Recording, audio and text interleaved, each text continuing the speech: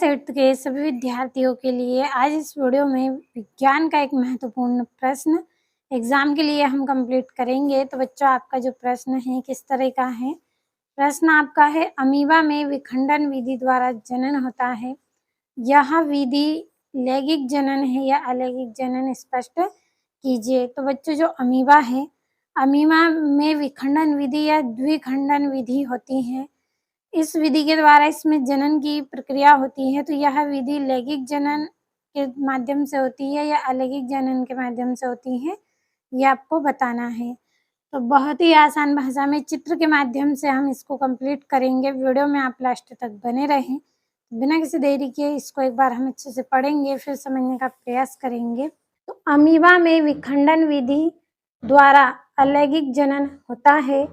इस विधि में केवल एक जनक यानी कि एक पेरेंट्स इसमें भाग लेता है और किसी नर तथा मादा कोशिका का मिलन नहीं होता है। पहले अमीबा का जो केंद्रक है वो क्या करेगा, दो भागों में विभाजित होता है।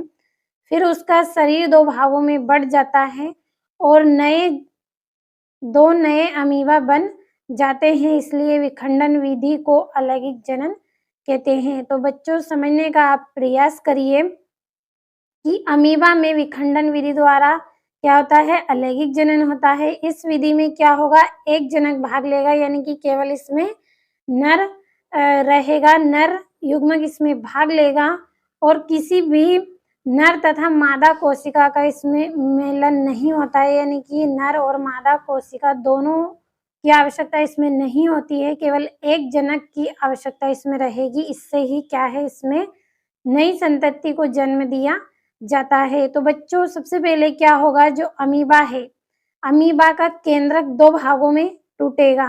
विभाजित का मतलब होता है टूटना। तो चित्र के माध्यम से मैं आपको बताऊंगी। पहले आप यहाँ पे समझ लीजिए कि अमीबा का जो केंद्रक है वो दो भागों में विभाजित होगा।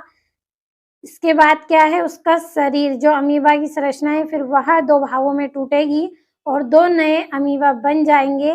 तो इस तरह से हम कह सकते हैं कि जो विखंडन की विधि है इसमें अलैंगिक जनन होता है, क्योंकि अलैंगिक जनन में एक जनक की आवश्यकता होती है और लैंगिक जनन में दो जनक की आवश्यकता होती है।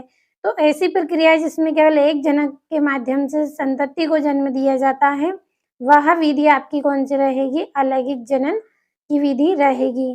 तो बच्चों, आपको यहाँ से परिभाषा समझ में आई होगी। चलिए चित्र के माध्यम से और अच्छे से समझते हैं। तो यहाँ पे आप देख लीजिए, ये अमीबा का चित्र है। तो बच्चों, मैं आपको यहाँ पे साइड में चित्र बनाकर भी इसको समझाऊंगी। पहले आप यहाँ पे चित्र में समझ लीजिए कि ये आपका क्या है, अमीबा है, और ये आप जो नीले कलर का जो बिंदु देख रहे हैं ये क्या है, केंद्रक है। इसी तरह से यहाँ पे भी ये सब क्या है, आपके अमीबा है, और जो नीले कलर के आप ये जो बिंदु इसमें देख रहे हैं, जितने भी ये चित्र हैं सभी में ये सब क्या है, केंद्रक हैं। तो बच्चों, क्या होता है इसमें, यहाँ पे ये जो अमीबा है, ये अमीबा क्या करेगा, इस तरह से यहाँ पे विभाजित होना प्रारंभ करेगा। जब ये क्या है, अमीबा का शरीर है, जब अमीबा का शरीर क्या है, विभाजित होगा, तो इसके अंदर जो केंद्रक है, ये केंद्रक भी क्या करेगा, विभाजित होगा। अब ये केंद्रक विभाजित होने लगा है, इसके साथ अमीबा का शरीर भी विभाजित होगा। तो ये क्या करेगा, दो टुकड़ों में टूटेगा। जिस तरह से आप ये यहाँ पे देख सकते हैं, ये दो संरचनाएं बन रही हैं, दोनों में आप ये केंद्रक भी देख सकते हैं, दोनों केंद्रक भी विभाजित हो रहे हैं और इस वाले भाग से ये वाली संतति बन रही है और इस वाले भाग से ये वाली संतति बन रही है।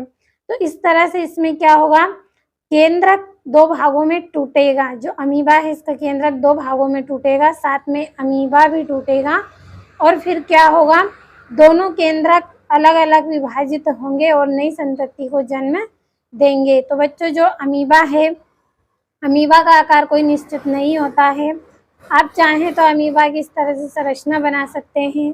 तो मुझे उम्मीद है बच्चों, आपको चित्र के माध्यम से अमीबा में विखंडन विधि या द्विखंडन विधि अच्छे से समझ में आई होगी। इस तरह से चित्र आपको बना लेना है बच्चों अपनी कॉपी में, और अमीबा का कोई आकार निश्चित नहीं है, किसी भी रूप में आप इसको बना सकते हैं। तो यहाँ से स्क्रीनशॉट लें, नोटबुक में नोट करें और अच्छे से आप कंप्लीट करें और ये इस तरह की संरचना आपको अपनी कॉपी में बनानी है। तो कंप्लीट अच्छे से करिएगा आप। अगली वीडियो में इसी तरह से एक और महत्वपूर्ण प्रश्न हम कंप्लीट करेंगे।